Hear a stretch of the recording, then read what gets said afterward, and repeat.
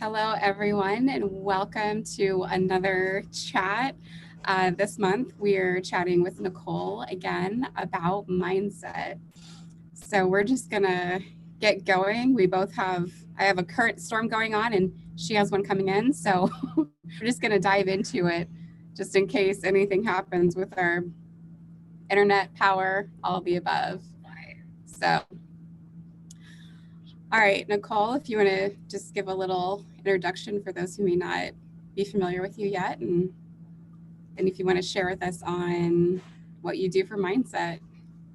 Absolutely. So I am Nicole. I am a kind of stay-at-home work from home mom. So I think a lot of moms call themselves a stay-at-home mom, but they do work regardless of if it's, something that is like a job like an accountant or a bookkeeper or actually working. And then yeah, I have a husband and a little girl and a little one on the way. So, and a little fur baby you might see here and there. But mindset, you know, it's something that I definitely pushed to the curb for the longest time. I didn't really think it was important. And I think a lot of people, especially I think men actually, women now are starting to realize that, okay, I'm like going crazy. That's the first thing is you don't realize the good mindset as much as you do the bad necessarily. Not that going crazy is bad, but as a mom, that's something that I always find myself going to the craziness. But men, I think, really struggle with it too. And I've really learned within the last few years in particular, but probably about the last 5 years, how important that is in all aspects of our lives. I started a couple of years ago now, about maybe a little over a year ago, year and a half, started following a couple of really positive influences. And it has completely shifted my outlook on mindset even more. And I was the type where I read influential books and I would try to think positive, but I didn't realize doing things like your daily affirmations was such a big deal and how much that little change could affect my whole life in the whole perspective, my daily perspective. And the same thing with like biblical devotions every day. I've always been spiritual. I've always believed in the Lord and that He has a path for us, but actually digging in and reading His book every single day, whether it's a page, a paragraph, a chapter, whatever, it's been a game changer in that mindset. So just being intentional about it has been huge for me. Yeah, absolutely. And like everything you mentioned, the daily affirmations, I never paid much attention to them before. And then I started doing it with AFT. That's part of the homework that we have to do to retrain our brain. And that was when I really started just seeing the proof of how important it is to intentionally go about your day and choose that path and say, this is what I'm choosing to think about, which, is also in scripture as well, to be mindful of what we're thinking about. And the same with the podcast and the inspirational stuff. Like, I thought I was a positive person, and I think my nature it is. But I went through Secrets of the Millionaire Mind by T. Harv Eker and did that little exercise in there of really being conscious of what's coming out of my mouth and what's in my thoughts. My mouth was okay, but my thoughts were so negative. So I was like canceling out all of that positive stuff in there. And I'm like, oh, okay. So then I started shifting that. And then that's when things started changing, as well as what I was feeding into. I became more hyper aware of all the negativity around me. And I'm like, oh, okay. And how that was affecting me. And then like it just started coming out. So it goes back to that, what you surround yourself with is what's going to come out of you.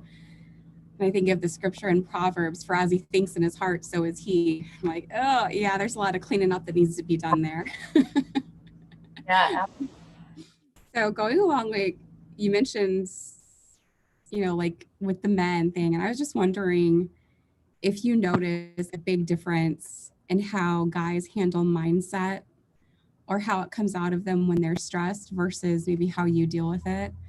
And one of my things is a healthy, happy home, trying to stay balanced in the home.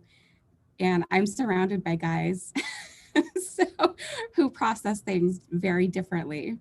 So I was just wondering if you had any observations you wanted to share on that, and just practically as a wife, how you deal with it. Yeah, absolutely.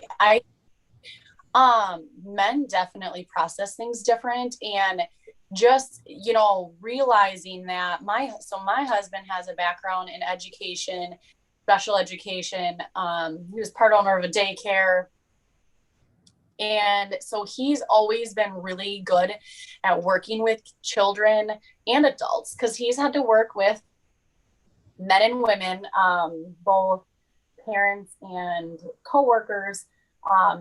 But so I am very blessed that I've had that experience. He has that experience because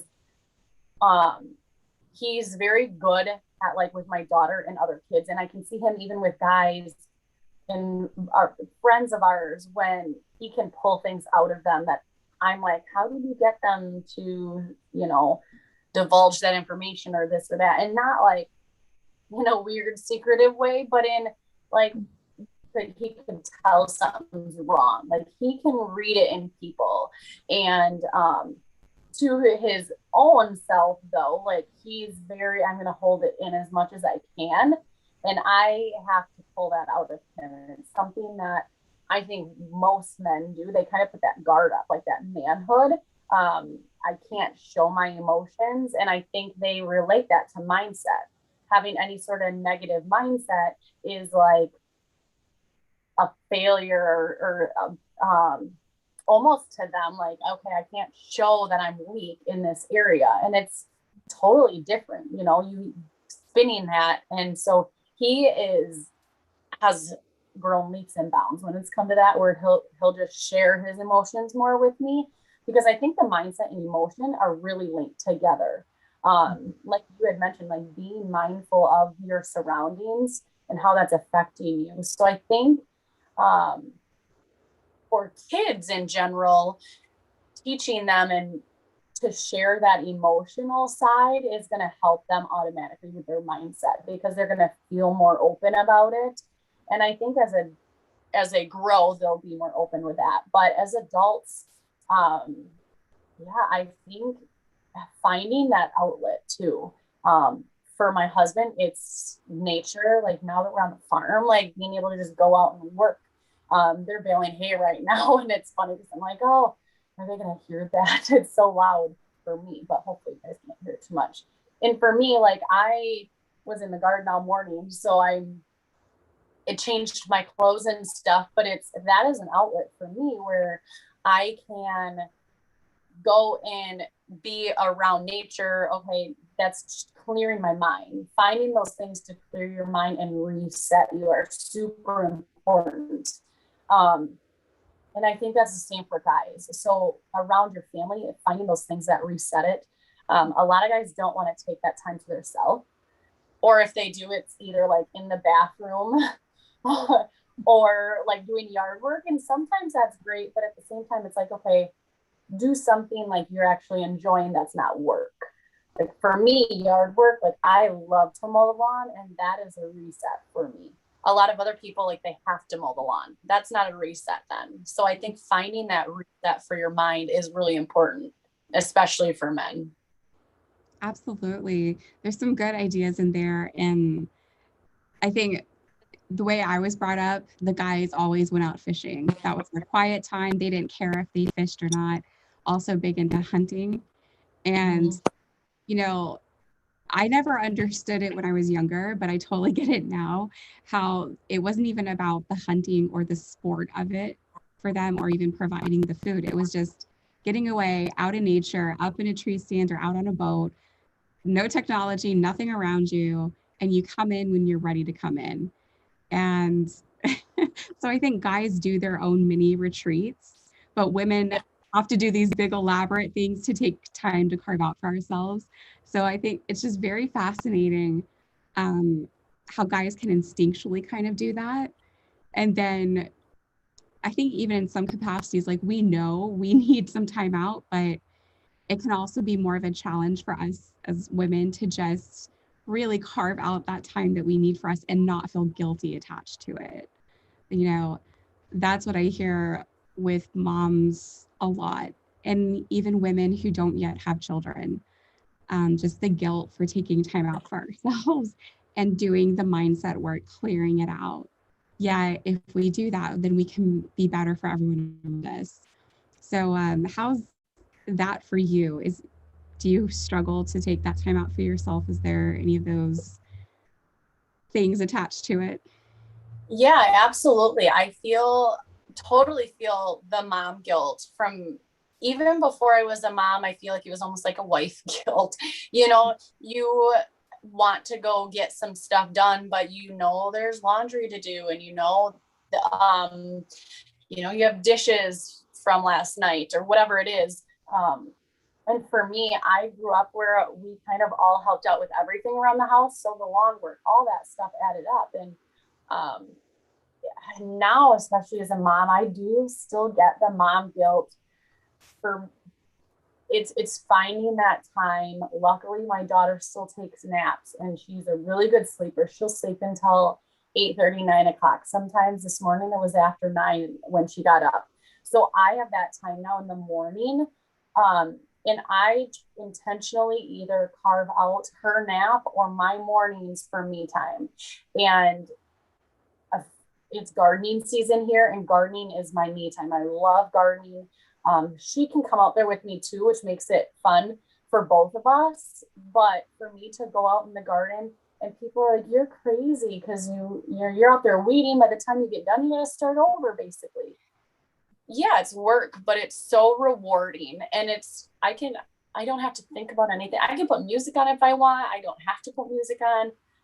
So I can kind of just play with where my mindset is at. If I've had kind of a rough emotional couple of days or a night, I'll put on some worship music, or I'll put on some uplifting something. Maybe I just need to clear it out. So my mornings tend to be my time where luckily I don't have to generally have that. And I don't have to worry about Nellie. But then there's times where now being pregnant, where I was up late or whatever it was, and I'm sleeping in, and I do get those guilty, I should be up right now getting this, and this done. Mm-hmm. But just finding that time to, okay, give yourself grace. I've learned that everyone needs grace, and I've been really good at giving other people more grace. So trying to give myself more grace when needed, for sure. I think that's something that most women, especially moms, don't do, is give themselves grace. Absolutely. I think also you're the perfect example for the different seasons in your life, because you had kind of a routine going before, even though you've had a lot of stuff going on, moving into your new house and everything. But when you're pregnant or you have health issues or a life situation, like this past year has been a shakeup for so many people. And my husband now, he's was just got called to work back in his office, and then he was doing in the office 1 week and at home 2 weeks. So for us in homeschooling, that's crazy.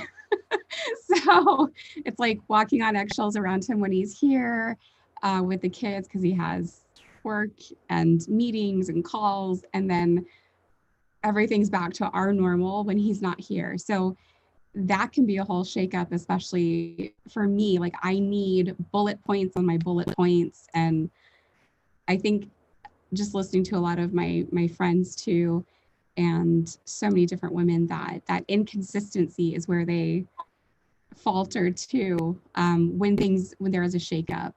So, but the reality is every single day is like that, especially when you have children. So, so that grace is like, that's just a part of the vocabulary. It has to be. Yeah. So what what would be your best tip or takeaway? Like, what's even something you've learned maybe the hard way? If you could go back 10 or so years, what would you tell yourself? I think one of the biggest things that I would tell myself is to, number one, give yourself grace and set goals for yourself, because that trickles down into everywhere and in your life. If you're not shooting for something, you're on a beaten path that you have nowhere to go. Mm-hmm. There's times I have a business and marketing degree, so goals have always been a part of that. But it wasn't something I would set for my personal life always. It was always just my business or just in my job with in management or wherever it was. Even as a hairdresser, setting those goals. But personally, we need to set those goals too, whether it be, I want to take 5 minutes out of my day tomorrow. Maybe it's an hour, whatever it is for myself. Those I've found so important in all aspects of your mindset, and being intentional with your husband and your kids, setting those goals of, okay, I want to do hands-on activity with my kid today or tomorrow or this week or whatever it is where you start. Maybe it's a week, maybe it's a daily. For some people, they're at that point where they can say, okay, I want to do these things daily. Not all people start there. And I think that is something that I thought that 10 years ago is, well, that's where you're supposed to start. Everyone starts at different spots. So don't compare yourself to others, because you have no idea what they've been through. And it was really hard not to compare, especially being younger, but we live in a world where we stereotype everyone. And, as a hairdresser, you have to look a certain way. And as, management, they should be dressed a certain way, and all the different areas of life. And so I think throwing that to a curb and saying, okay, this is where I'm at. I can maybe only work out 1 day a week. That is better than nothing. You have to figure out what it is for you. Whereas other people, they're going to start with 3 days a week. Other people are like, well, I've already been working out 2 to 3 days. I'm going to start out with 5. So just knowing your limits and not comparing yourself to others, I think that would have been huge to know back then. And it's still hard even when you know it, but also finding those people that are there to support you, because that community and that support system is huge. I have friends all the time. I'll make a post and they will message me individually, but they won't engage on the post because they're like, and it's like, I get it. I used to be that person too. So putting yourself out there and letting other people help you and being vulnerable, you'll feel so good. You'll be surprised with yourself too, how much other people that have no idea who you are or what you are going through can relate in some way, or like boost your confidence and make you feel better. And I think that is huge. So the community aspect of finding that surrounding, maybe it's your family. That's fine too. It doesn't have to be on social media, but just finding that community of people that are like-minded and are going to support you in whatever you are choosing to do. That was something that I didn't particularly surround myself with positive, uplifting people that were had the same goals as me back then, for sure. Yeah, definitely. I think pretty much every bit of that is what I would say for myself too. The grace and just learning what's tailored to me. So what works for someone else isn't going to work for me necessarily, but I can still take nuggets. And I think that's the sweet spot where I'm at right now, is like I've done all the different things, I've learned and gleaned all these different ways, and it just comes down to being able to be flexible and give yourself grace. So, yeah, there's so much more that can be branched off of there, but we'll wrap it up for today. So, do you have any last thoughts or comments that you want to share? I mean,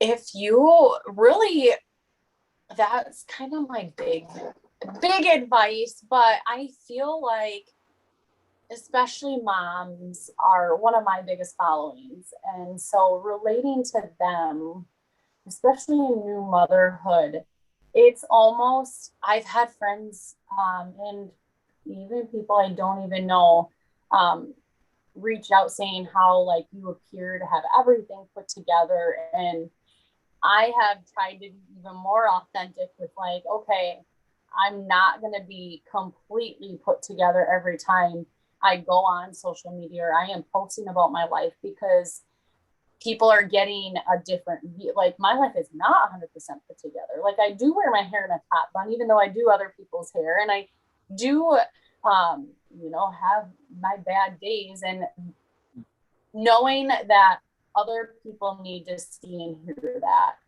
is really big. You will feel so much better. I didn't realize that that was kind of a burden on my shoulders until people had said like, oh, I just wish that I was like blah blah blah, and it was like, oh my gosh, is that how you think I am? Because I wish that too. It's those little things where they're like, oh, you put off this, and I was like, oh, well, that is not how I feel every single day. So maybe I need to show a little bit more of this or that. And for me, I share a lot with people and not everyone's comfortable with that. So don't feel like you have to share your whole life by any means, but just know that, just because you're seeing one part of someone or yourself, don't portray just the really good stuff. I used to share quotes like crazy.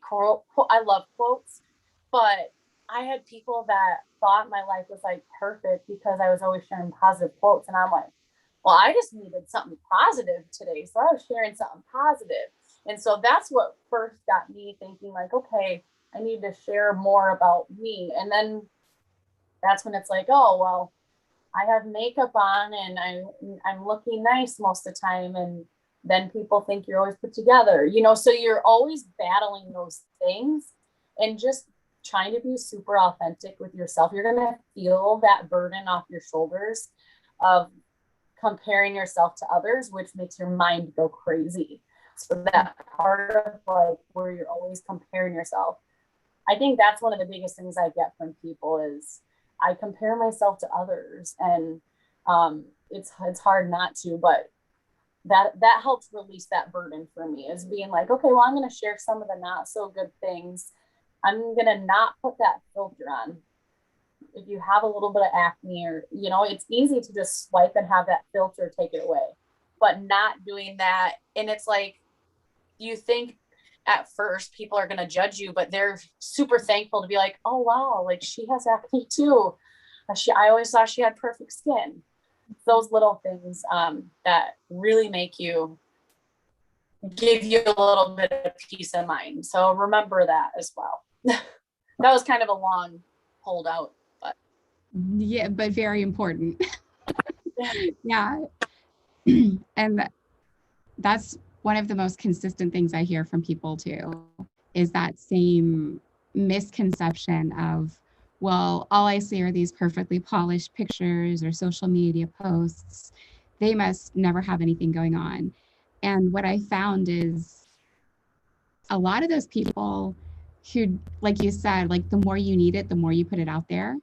Like that's kind of what I think a lot of them do too. If you really knew their behind the scenes story, maybe they have a picture of the perfect family up there. Their kids are all dressed, not dirty, no one's crying, everyone's looking straight there and these beautiful Colgate smiles, but their marriage may be falling apart, or they just found out their spouse, is committing adultery, or there could be a health scare going on, you know, and that mindset check as well is what am I actually putting out there too is huge.